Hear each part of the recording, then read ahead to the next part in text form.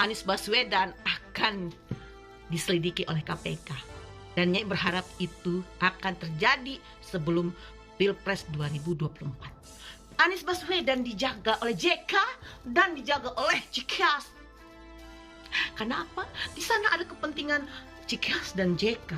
Apabila Anies Baswedan jadi presiden, maka JK akan selamat dan semua aset-aset JK juga akan selamat. Begitu juga dengan Cikias alias Susilo Bambang Yudhoyono, udah galau. Ya. Nah, kemunculan Nyai kali ini mendapat bisikan dari burung ababil Nyai. Skema politik 2024 yang diskema oleh JK dan SBY menyandingkan Anies Baswedan dengan AHY, tapi ternyata kayaknya nggak akan terjadi, ya.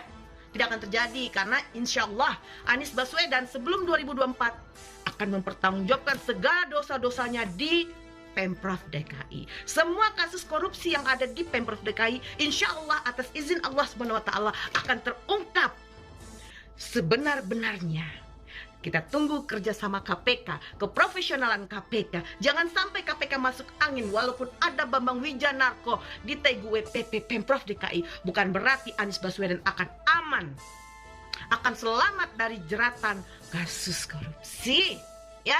Lalu Nyai juga curiga, apakah Stadion JIS itu bersih dari korupsi? Oh tidak, banyak yang di markup juga ternyata, saudara-saudara, gitu loh ya. Bagaimanapun Anies itu kan suka kelebihan biaya, kelebihan anggaran, salah bayar, ya kan, kelebihan membayar gitu loh, kelebihan kata, kelebihan sikap. Itulah Anies Baswedan. Gubernur terburuk DKI adalah Anies Baswedan. Gubernur terburuk se-Indonesia adalah Anies Baswedan. Dan insya Allah satu-satunya gubernur DKI yang akan dipenjara di KPK adalah Anies Baswedan. Dan Nyai pastikan itu. Walaupun skema Pilpres sudah diatur oleh JK dan SBY menyandingkan Anies Baswedan dengan AHY, tapi ingat loh Pak SBY, biaya Pilpres itu mahal. Bapak mau nggak ngeluarin uang?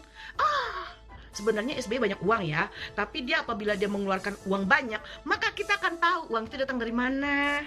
SBY pasti takut mengeluarkan dana besar, karena dia takut selama ini uang-uang siluman yang ada di tabungannya akan terkuak dan dilihat oleh masyarakat. Ternyata 10 tahun itulah hasilnya. Apalagi SBY mendapatkan satu hari 1 juta per barel dari petrol. Wow.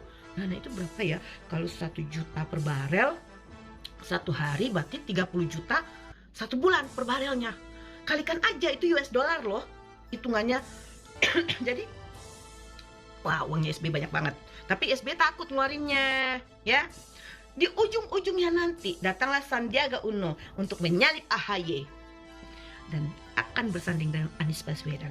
Dan itu skemanya JK. Bagaimanapun JK ingin menyelamatkan aset-aset dan kekayaannya, dan JK masih ingin berkuasa di bawah ininya Anies Baswedan. Anies Baswedan ini bonekanya JK. Kalau udah ngomongin mereka punya batuk, kayaknya tuh mereka tuh virus banget gitu ya. Jadinya itu sampai sekarang batuk loh. Ya.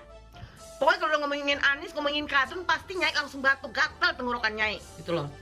Lalu kita buktikan apakah SBY berani mengeluarkan biaya untuk Pilpres untuk anaknya. Ternyata tidak berani karena takut, ya. Lalu JK, ternyata di ujung-ujung nanti si AHY dibuang, masuklah Sandiaga Uno, ya. Tapi sebelum 2024 Anies Baswedan akan dipanggil oleh KPK, ya, untuk mempertanggungjawabkan perbuatannya. Dan kita doakan, mari kebenaran di atas kebenaran segera diungkap oleh Allah Subhanahu wa Ta'ala, agar negara ini dipimpin oleh orang yang baik, orang yang jujur, yang betul-betul membela rakyat, yang betul-betul ingin memajukan bangsa dan negara ini. Bukan manusia-manusia bejat, bukan manusia-manusia serakah, ya, yang ingin menyelamatkan kekayaannya, dinastinya. Bukan manusia-manusia jahat yang ingin menghancurkan bangsa dan negaranya. Jangan sampai negara ini jatuh ke tangan Anies Baswedan. Jadi kepada semua saudara-saudaraku, mari kita berdoa agar Allah Subhanahu wa Ta'ala untuk menunjukkan kebenaran di atas kebenaran di negara ini. Dan ya, pastikan Anies Baswedan akan mempertanggungjawabkan perbuatannya ke KPK.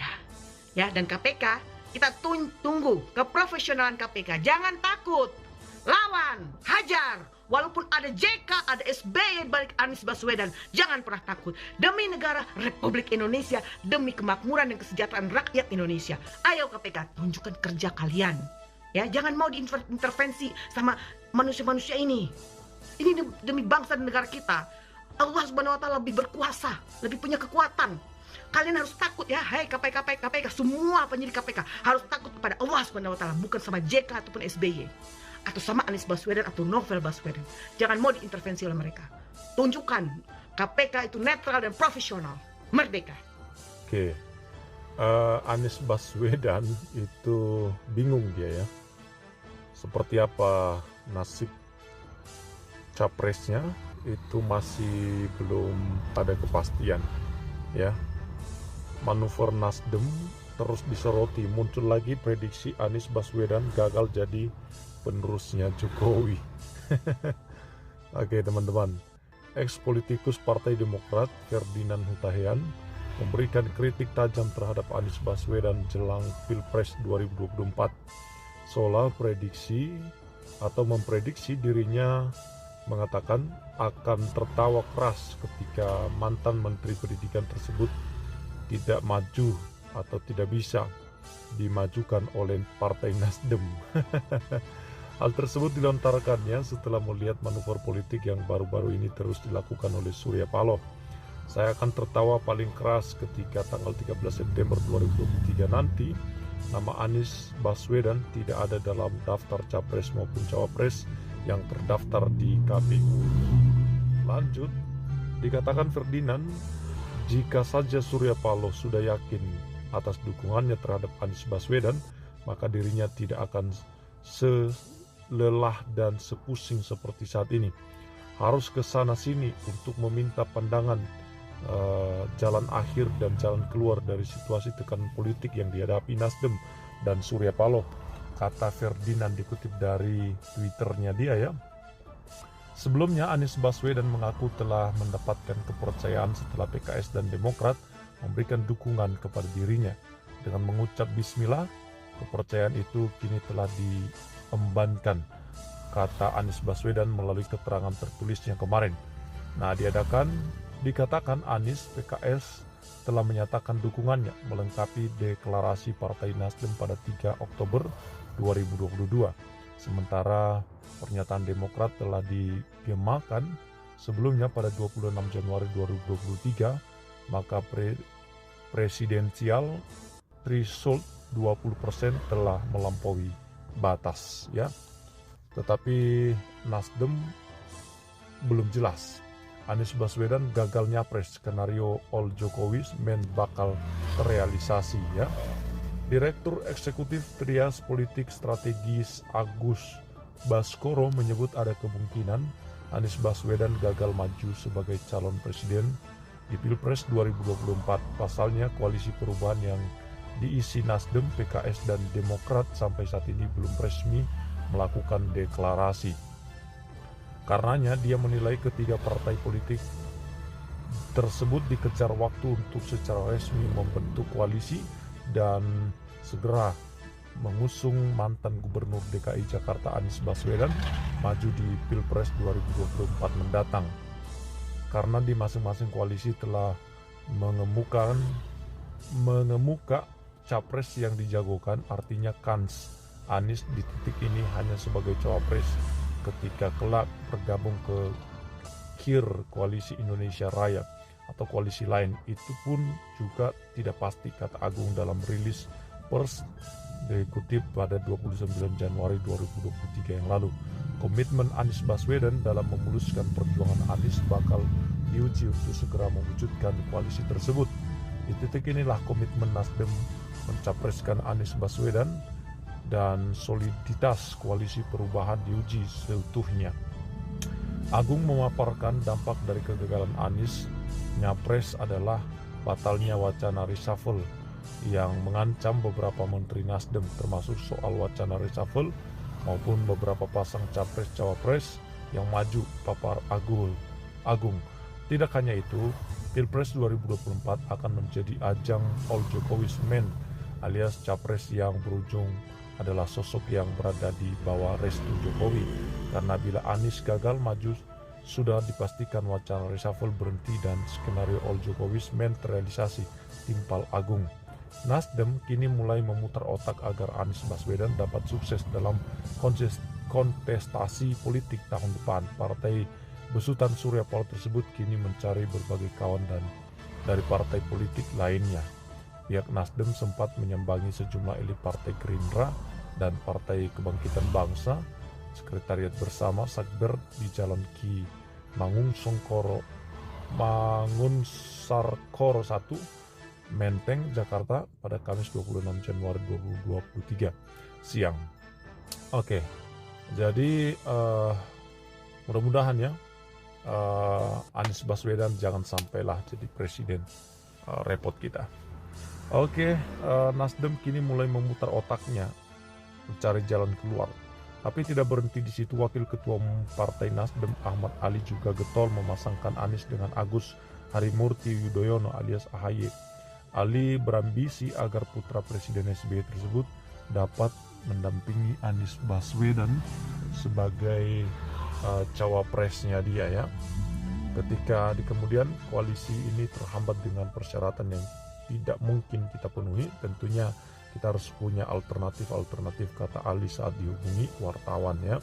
Kendati demikian, Ali tetap membuka peluang untuk koalisi lainnya dengan berbagai partai politik. Sekali lagi bahwa politik itu kan dinamis ya. Tapi mudah-mudahan Anies Baswedan tidak patah hati. Oke, PKB kritik rumah DP 0% program gagal Anies Baswedan. Nasdem minta realistis lah ya. Ketua fraksi PKB PPP DPRD DKI Jakarta Hasbialah Ilyas yang mengkritik ketersisian rumah DP 0% dan menilai program gagal Nasdem DKI, meminta Hasbialah untuk melihat secara realistis itu program gagal jadi gubernur yang lama. Karena saya lihat itu pencitraan, kata Hasbialah kepada wartawan. Anggota Komisi B DPRD DKI itu mengusulkan agar rumah DP 0% itu dijadikan rumah susun sewa, ya rusunawa. Hasbialah juga menyoroti program ex-gubernur DKI Jakarta lainnya, yaitu mengenai program penciptaan lapangan kerja OKOC ya. Tadi saya bilang seperti itu, kita kembalikan ke program awal rusunawa. Apa yang berhasil? OKOC yang nggak berhasil, gagal. Program ini juga gagal, terdiam. Menurut Hasbialah, program rusunawa lebih mudah untuk direalisasikan. Dia menyebut program itu sudah berhasil dari era gubernur yang lalu, Basuki Cahayapurnama. Sekarang rusunawa aja, kembali ke program dari zaman gubernur yang lalu sejak Fauzi Bowo. Itu kan rusunawa itu, sebut Hasbialah ya. Betul lah, ngapain mikir yang lain. Diketahui batas penghasilan tertinggi masyarakat berpenghasilan rendah MBR untuk memiliki hunian ini naik dari semula 7 juta menjadi 14 juta, rujuk pada MBR itu. Hasbialah menilai masyarakat lebih memilih program rumah murah BTN. Dari awal saya bilang kan program ini sudah pasti gagal, program pencitraan tok. Kalau penghasilan 15 juta nggak usah beli rumah rusunawa, beli aja di BTN, lebih murah dan punya tanah. Ini murah tapi nggak punya tanah, ngapain katanya.